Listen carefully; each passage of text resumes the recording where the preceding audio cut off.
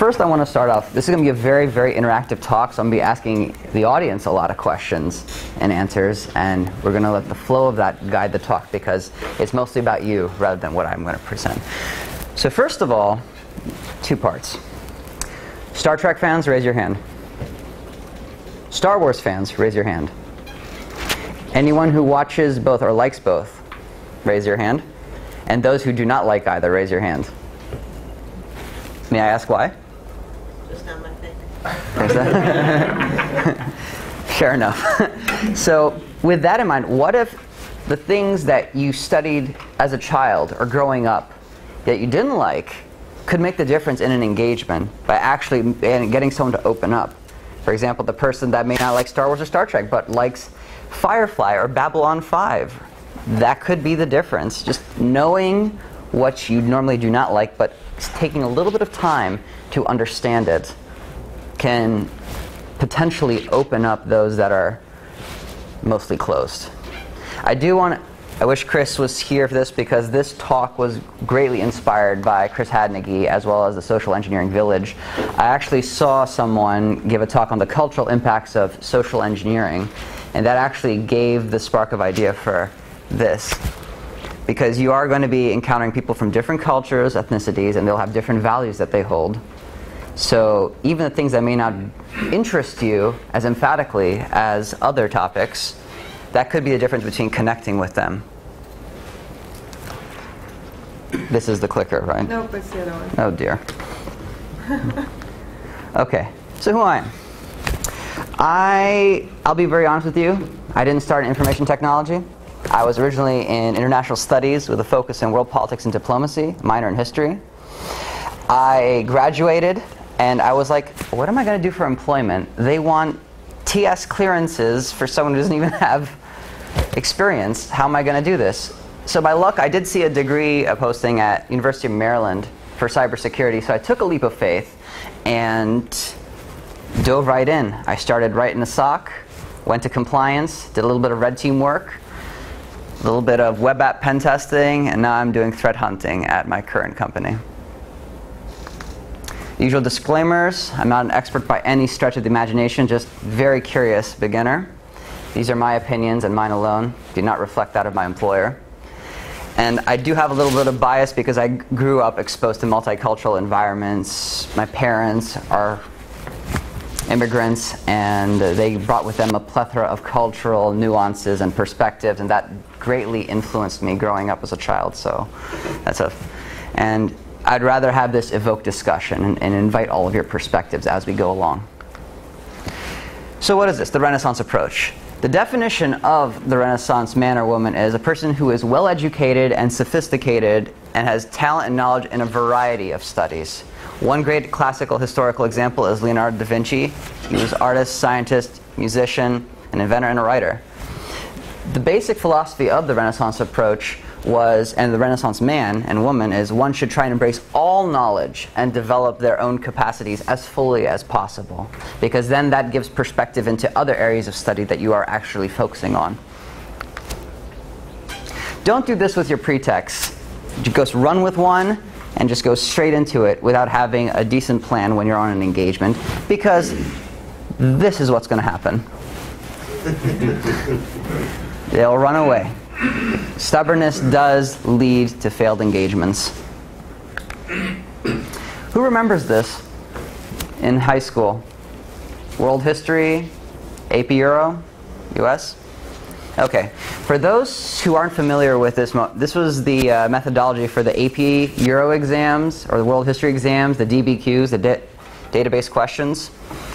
They would say, remember the acronym PERSIA: politics, economics, religion, social, intellectual, area or artistic, and near. If you want to add the N, be my guest. But this forms the basis of the Renaissance approach. I didn't realize until much later, I put two and two together, that if I know a little bit in each, maybe that'll help reinforce discussion to those that are more that have expertise in all of these areas. And during my time in international studies, I saw a considerable amount of this, where someone would focus more on politics, but have a little bit of curiosity in economics, religion, and then if I asked questions harping on that, because my specialty was more on the intellectual and social side, then it would evoke even more understanding when they would be normally closed off to people asking them questions.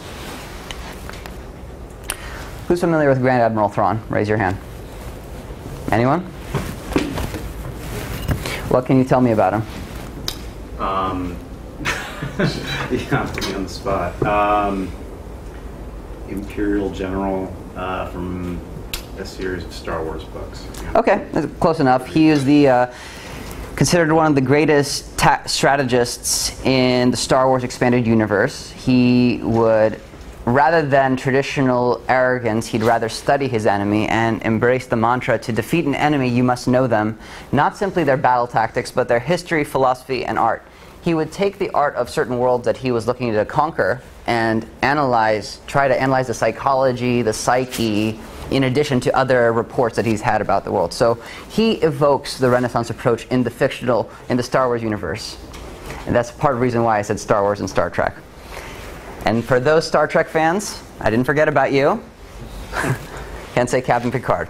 So his variety, I'm pretty sure if you think about it now from the episodes that you've seen from Next Generation, how he leverages all these topics, his passions and disinterests, into a lot of negotiations. I'll give you an example.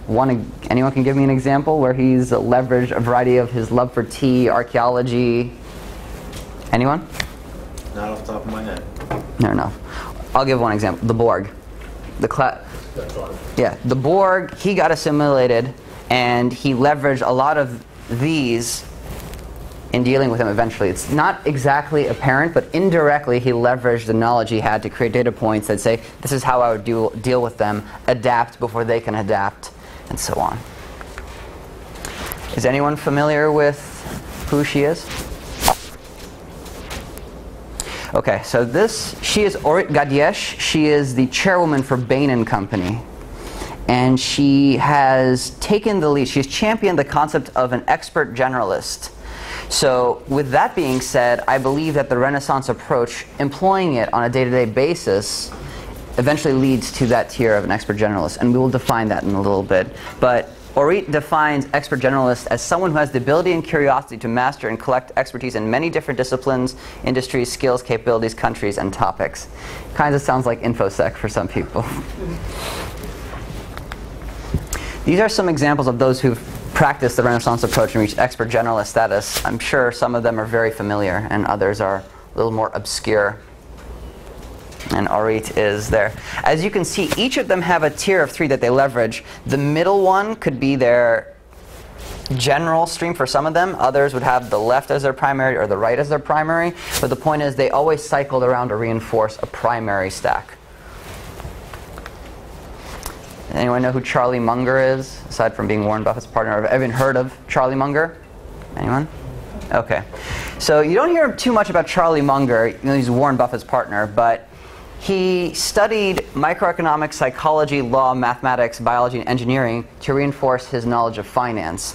And he came up with 2 distinct philosophies and models, the 2-track analysis and the usage of multiple models.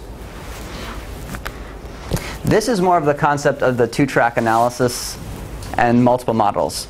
So as we can see on the T, the primary, this is for each subject and topic we know in anything, falls under a T model. How much we know, the generalist part, and then the specialization part, how deep we go with that. And you have enough crossover to get an expert generalist. You can be expert in one thing, but have a generalist idea about other topics. That will reinforce those T models, and you can stack them on different topics. Let's take, for example, InfoSec people, raise their hands. All right, Chris, how about you tell me what your primary part in information security is? Your passion. Currently right now? Yes. Threat hunting and threat hunting. Tools to do that. And the other aspects of information security that you have worked with in the past, how do they reinforce threat hunting? Either not directly. Mindset. Exactly. The mindset is the most important thing in cultivating throughout our careers, be it in information security or in life, because the mindset really what the mind can conceive and believe, it will always achieve. So some of the benefits are more abilities to bluff. And Tomohisa, when he was giving his presentation at Defcon 24, he touched upon something that was very profound to me. To understand both cultures, it garners deeper respect from the target towards the social engineer. So you quickly develop the rapport. One example would be when you go to a foreign country and you attempt to speak that language. To a native, that conveys that you're willing to learn. You're willing to become uncomfortable and bridge and generate that respect. And then for that, they would be grateful and extend their hand, usually. And creating something from nothing. That's one of the biggest challenges with pretexts and when you're on the spot and you feel the time constraints on the clock. This is where the benefit of the Renaissance approach comes from. You have to create some things from absolutely nothing. So here's a more graphic example. I would have said thank you, Chris, but he's not here. But the variety of topics you have here, you can slot into the second wheel and instead of having just one or two things to talk about. If your target does not like any of those two topics, you're a little out of luck in that case. But if you have enough, you can cycle through for a variety. You can craft your phishing emails to tailor to people's expectations using the right lingo for vishing. If you get someone on the phone while wearing your help desk and you start just casually chatting with them, see what they're passionate about, and then you can thread different topics as you're speaking with them, you would build a deeper connection with them. Or impersonation. If you can talk the talk and walk the walk as well, it'll help. Especially having a wheel of knowledge to leverage from. Has anyone heard of the ABN Amro bank heist in 2007? Okay, so to this day, this man has not been caught, but he burgled safety deposit box at an ABN Amro bank in Belgium, stealing diamonds and gems, about 120,000 carats. And he visited the bank during regular hours, and he overcame all the security equipment because he charmed the entire employee staff. He would bring chocolates, he would listen to them vent, and he was trusted enough to get the original keys to make copies and get information on where the diamonds were. There was no technical vector at all. Those are just a few examples of the Renaissance approach. How you wish to use them, it's up to you. Some topics complement each other, others do not. But it's finding those dots that will make the difference. And remember, when you connect with someone on multiple levels, it solidifies the trust, authenticity you'd have with them because you get them, more or less. Here are some recommended readings based on Persia, so feel free to take photos if you want to grab some books.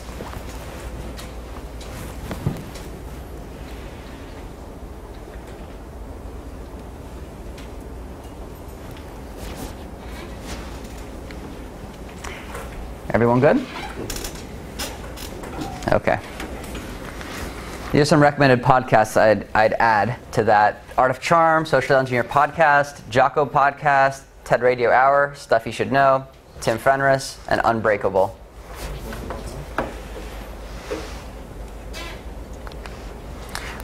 So basically, in conclusion, the Renaissance approach enables you to generally become a human NMAP, or expert generalist eventually. It's a lifelong process. You can also bridge cultural differences. And it'll allow you to create pretexts on the spot based on the knowledge that you have. But please use it for good, just like the Force. Or else. Oh, it's not done yet. This is what happens.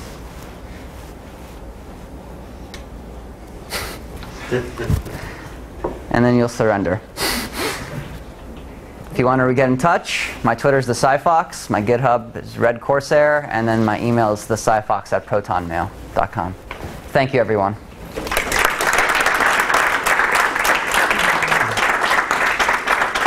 Any questions?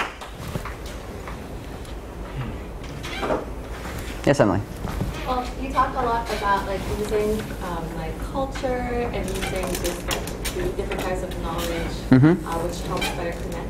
But one of the pretexts I love to use is kind of being clueless and saying, oh, I don't know about this. Please teach me more, tell me more.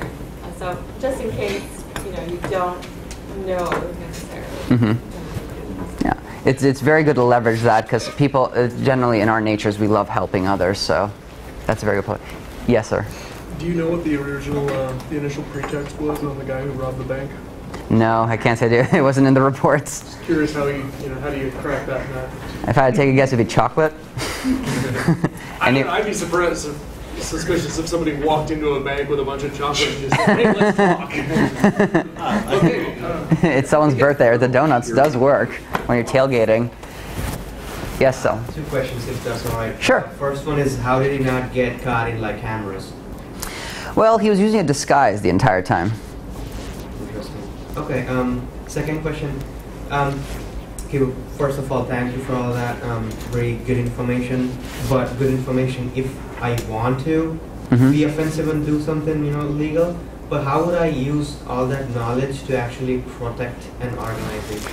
So I'm glad you mentioned that. So going back to Thrawn's quote, to defeat an enemy, you must know them. Leveraging that mindset and thinking like that, the adversarial mindset is what allows you to help gauge your enemy. But truth be told, you are going to be playing a constant game of chess with every attacker and bad guy.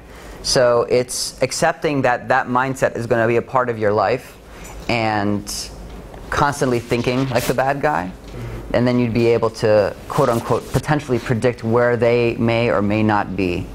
It is not foolproof, but it does give more of a person a fighting chance. And no, I do not have statistics. Yes, because it's very difficult to break out of patterns. When you've been raised a certain way, it's very difficult to break out of patterns and idiosyncrasies. Any other questions? What places have you traveled to for your personal experiences? Well, I don't want to list off the countries I've been to because it is extensive.